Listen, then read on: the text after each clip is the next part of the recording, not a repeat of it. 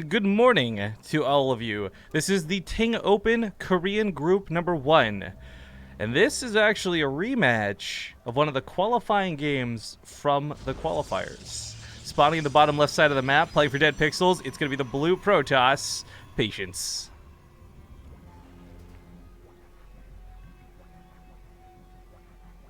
And in the top right, it's the red Terran player Ryung.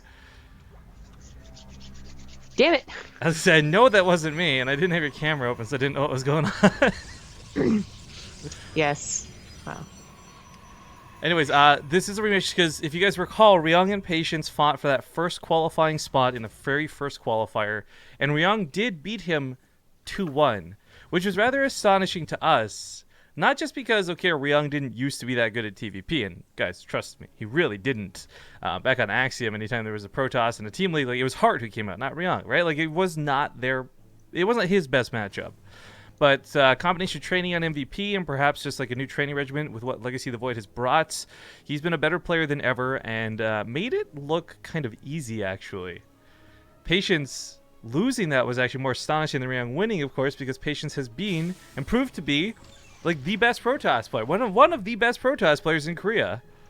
Certainly one of the more consistent Protoss players from the not the start of Legacy of the Void. He's actually quite bad at the start of Legacy of the Void, but as Legacy of the Void is figured out, so for the last like 2 months, I would say, he's been one of the best. So Ryung coming out of kind of nowhere to just sure, it was a 2-1, but the 2 games that he won were like silly and kind of snobbish. That was very surprising.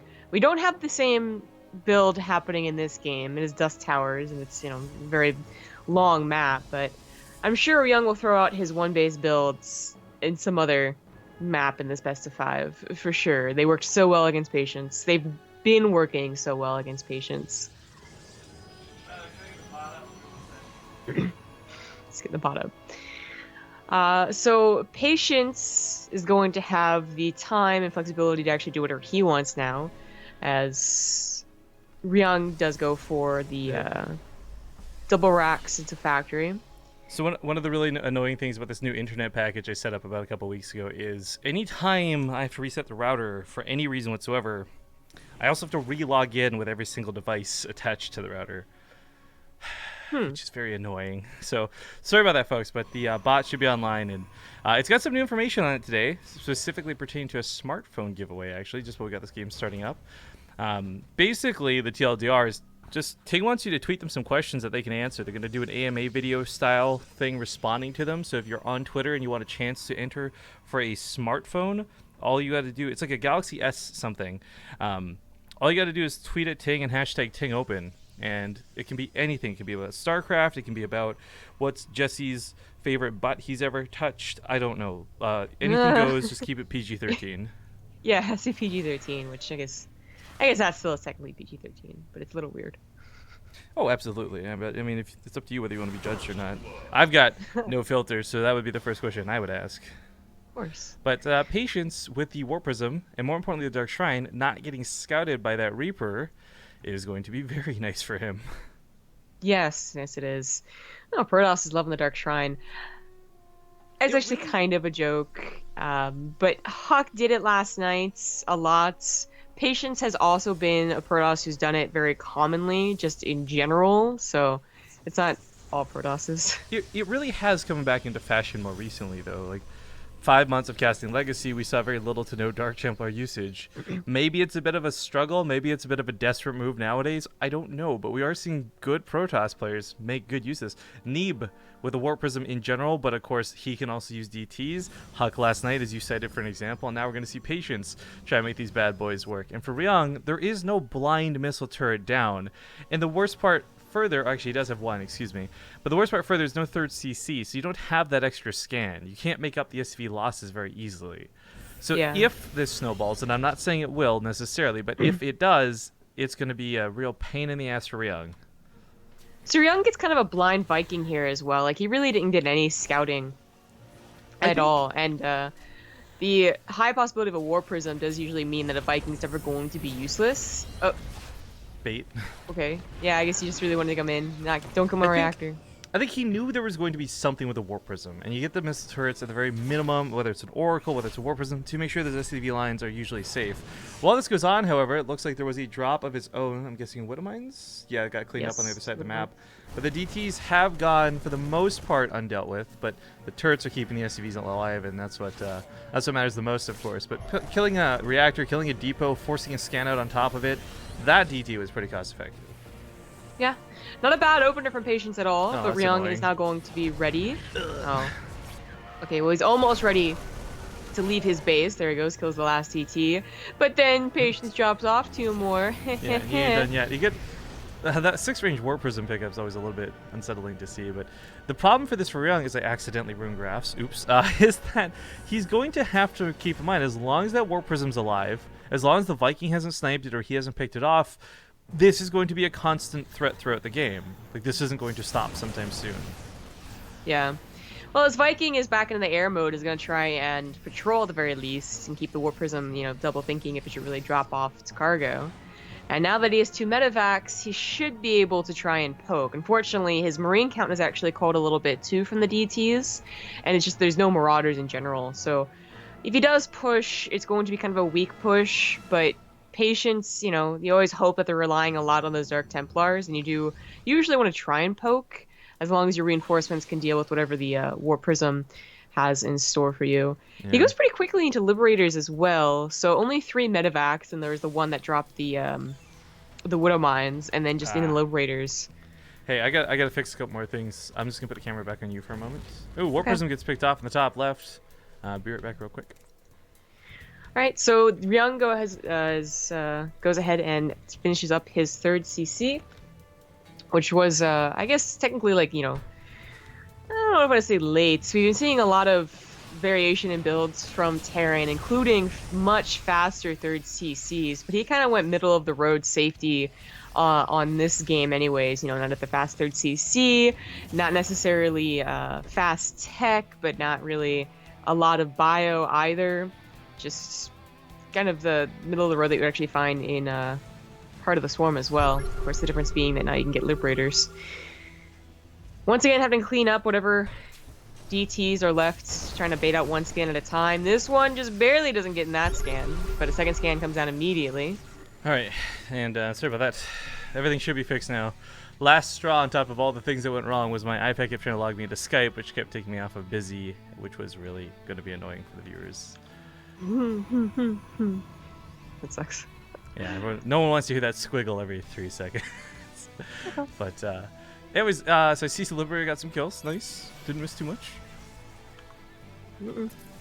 Ryung is going for not the double starport right off the bat, but rather going for the fusion core, so is going to get the upgrade as more of a priority. But Patience is also getting double Colossus as his priority, so not a lot on the ground.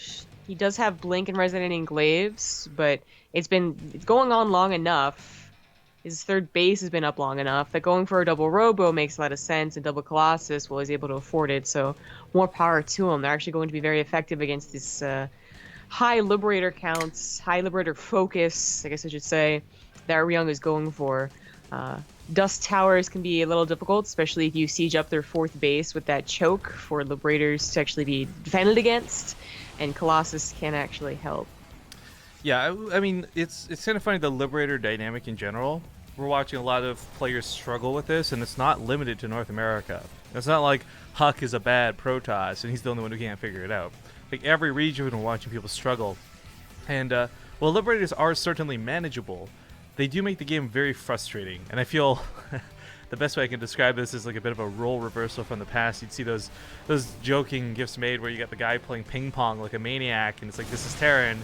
And then the other guy's just holding the paddle in place, and like, this is Protoss, right? Like, it's kind of, it feels like the other way around now with the Liberator, but the fact still remains that they are manageable. Yeah. So another Warp Prism goes down. Nicely done by Ryung, not to have to worry about that anymore. But there still hasn't actually been like a main push, just a lot of harassment with these Liberators. So we're not really quite sure how the game is going to go, because I mean they're both macroing up and they're both even on macroing up, like well done to them, but there's been no battle. We don't know who's actually in form against their respective composition. Oh, ballistics did finish, so this range is going to be really, frankly, impossible to deal with. You see him trying to blink into it, but it's just forcing his stalkers to awkwardly funnel out in the wrong direction. Stargate was made, so a couple of Phoenix is going to be necessary, but this drives off a lot of mining, and for the next few minutes, Patience, he's going to be really hungry. I wish I hadn't broken graphs so early, because it's pretty important to note that Patience's income is going to be like less than half of his opponent's, even though he's got the extra base to fall to. It's not done yet. Yeah. Actually, I thought he was going to go for the other one. This is really astonishing for me because we've never seen anyone actually be able to get in here like this versus Protoss. This is something you do versus Zerg fairly regularly. But this positioning is really being abused by Ryung quite well, I must say. Usually at this point, it's more about the direct attack, and they don't really have Liberators to spare to go around the map and start harassing. So this is a funny way to play, but it is effective for sure. Now, Patience has a Stargate and is going to go ahead and get just a single Phoenix. Maybe more than a single Phoenix. But the point is, something to actually deal with the Liberator harassing him, and then he'll have to focus on something else to deal with the Liberators that are trying to attack him. Huh. Probes pulled with the army, just trying to keep them safe, I guess. Safest place is underneath the Colossus. It's not an incorrect statement. EMPs do hit everything. Disruptor shots looking for something, but it doesn't have the range nor the time. The Liberator setup do keep the Colossus from really being able to get in here, and unfortunately, poor Patience, denied mining in almost like 3 locations simultaneously. Does clean up one of the Liberators with a Phoenix. Second one finally goes down as well. Can send some of those probes back soon, but he is at a pretty harsh deficit right now, Zombie Grub. Yeah. Both players and workers out of place. What the fuck? I don't know about that, but Ryung is doing some nice damage. He does get into the main base and is still continuing damage in there. This is cleaned up, so we can go back to mining on the 4th, but the Liberators covering this drop has worked out pretty well, so a lot of depowered structures, as you can see here. A Void Ray is on the way, so a mixture of things to deal with the Liberators, it looks like. Yeah, I feel a little bit bad for Patience. I know for a fact he was expecting Liberators at some point in this game. He just knows how to play the matchup, but I don't think he was expecting them to give him this much trouble.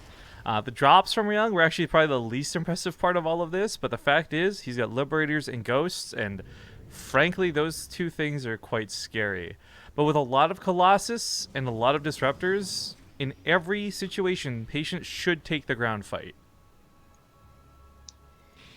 We'll see what happens, especially as he moves into a concave in the middle of the map. This is where he might have a decent opportunity to push in, maybe more decent than if he had pushed into a choke, but it's still concave versus concave. And Patience, well, he's going to be very hesitant to actually take that engagement. Does he really have to take it? Kind of no. Like, they're both on 4 bases. They could just stalemate in the middle of the map and be kind of happy with that. Especially since Patience might want to consider going up to Tempests to really take care of the air, but I guess Ryung's already on top of that. I mean, the Vikings are going to deal with the Colossus, but they're also going to help against the Tempest transition, which is usually inevitable. Takes out that first Liberator really nicely. Second one's being left in anti-air mode, and the Vikings are going to win against the Colossus, but the problem still remains those Disruptors on the ground. Despite the sweet, sweet EMP hits, that Bio, it's looking for the fight. The Marauders are focusing a lot of these shots down. Oh, Will gets a couple of good kills. Ends up being more of a trade than a real fight, but worse off for Patience because he loses those slow tech units that are so hard to replace. However, Ryung is left with like 20 or 40 supply in the air of useless units. That is certainly true. You can camp. Okay, I think that was a word, right? You can start camping their robotics in case they are making Colossus, but the Vikings are going to feel a little useless as Patience transfers over into Immortals. The Disruptors mostly lived. One died in that fight, so being able to send those out is definitely making Ryung reconsider taking the engagement. Otherwise, this looks like a very easy army to take on if you could actually snipe the Disruptors. I always forget Disruptors. I guess I'm just so used to Liberators, it's like a bit of autopilot. I always forget Disruptors can actually hurt buildings. So kills that missile turret. But that sensor tower, while it looks extremely out of place, I actually think covers a very nice amount of the map. Mm-hmm. It does look a little odd. You know, this is not mech in the middle of the map with planetaries, but it is something that can be very useful. There goes down, no Disruptor shot, though. Here come the Liberators, which are not necessarily the counter to Disruptors, but something that you're going to need something else besides a bio army against these. So otherwise, they're just going to continuously send out attacks, and you're never going to be able to move in. I can understand not reaching for the Tempest because you've seen that Viking count, but I still think he needs Tempest to some degree. bait the Vikings over the Stalkers and the Colossus, or sorry, the Archons, or I don't know, but what Patience has right now, as we see, is just slowly bleeding out. He does lose the potential setup for a 5th base while this goes on, so the pylons get taken out by a walk by of Marines. A walk by. I mean, it wasn't a drop, so Yeah. what you want to call it? A little bit of a morning jog. Ryung is trying to take a 5th base, but he's actually kind of getting outmaneuvered here by Patience, who is going to initiate perhaps a literal base trade, maybe 1-for-1, and then they both disengage, or maybe it's going to end up being a base race. Okay, well, he's going to go for it. The Disruptors get some really good hits, and that Planetary goes down very quickly, but the problem remains that I do think at a choke, Ryung should be able to hold, get those Liberators up to the high ground, use some EMPs on those Ghosts, but I guess both players are a little bit hungry. Patience has money. He's going to go for DTs. Oh, this is so clever.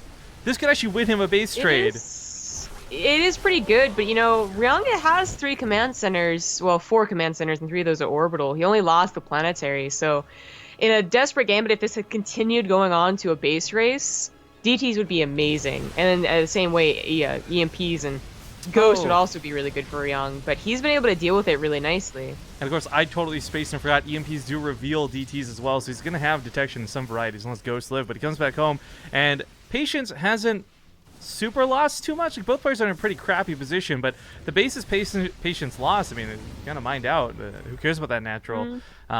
Pylons mostly getting depowered, not a lot of high-tech structures. I guess the Dark Shrine going down kind of sucks, but shy of that, he's trying to catch these medevacs full of units! The boost was on cooldown, but the rest of the army joins up to try and save the last of the medevacs, and they do. This 4th base is a no-go for Patience, and he's back down to 1 base mining. It looks like Ryung might have done it here, especially as he forms a Planetary at his 4th. His 5th can just be an orbital from his main or natural. Poor probes. There goes the probes. Yeah. EMP does hit hard, and poor Patience just doesn't have the tools to deal with this. We got a 7-month resub coming out of Ta _ by the way, so shout out and thank yous. It also reminded me I had to readjust the settings of Twitch alerts because yesterday's resolution change really messed everything up. But while this sort of stalemate of a positioning thing goes down, just to answer a couple of questions, guys, like, we've talked about this so many times. Well, hold that thought. The disruptive shots are good. They take out a lot of Ghosts, and the Liberators fall, but there's just not enough army to fight what's left in the bio. Yep. Patience is going to go down once these 2 Disruptors can get a good hit. One goes down, and GG. Not too much. Map number 1 goes to Ryung. Congratulations to him. Again, reminding you